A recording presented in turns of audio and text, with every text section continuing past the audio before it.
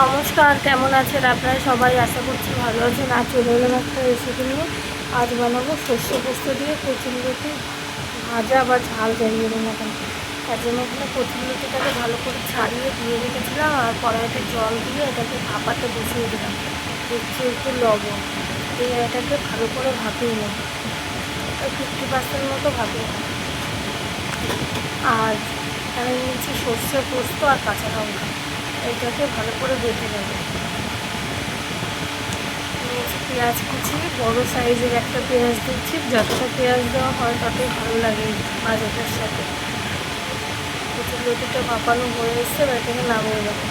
আর নিয়েছি যে একটা টমেটো কুচি করে, ওটা নামিয়ে জল ছেঁকে নিয়েছি। এবার কড়াই গরম হয়ে গেছে, কড়াইটা দিচ্ছি পরিমাণ মতো তেল, দিচ্ছি একটা শুকনো লঙ্কা, দিচ্ছি একটু কালো জিরে, এটাকে ফোড়ন দিয়ে তারপর দিয়ে দেবো পেঁয়াজ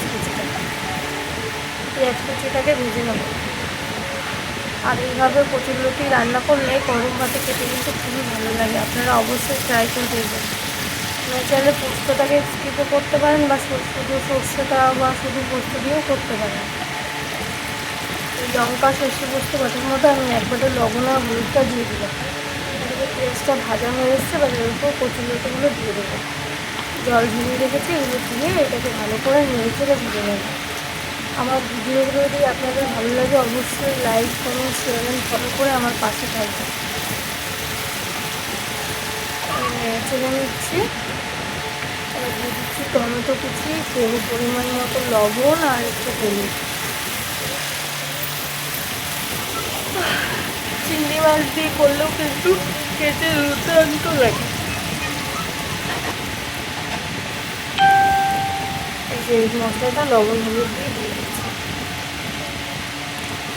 জল দিয়ে দিচ্ছি, আর কোনো জল দেবো না। এবার এটাকে ভালো করে নেড়ে চেড়ে ভাজতে হবে। হ্যাঁ,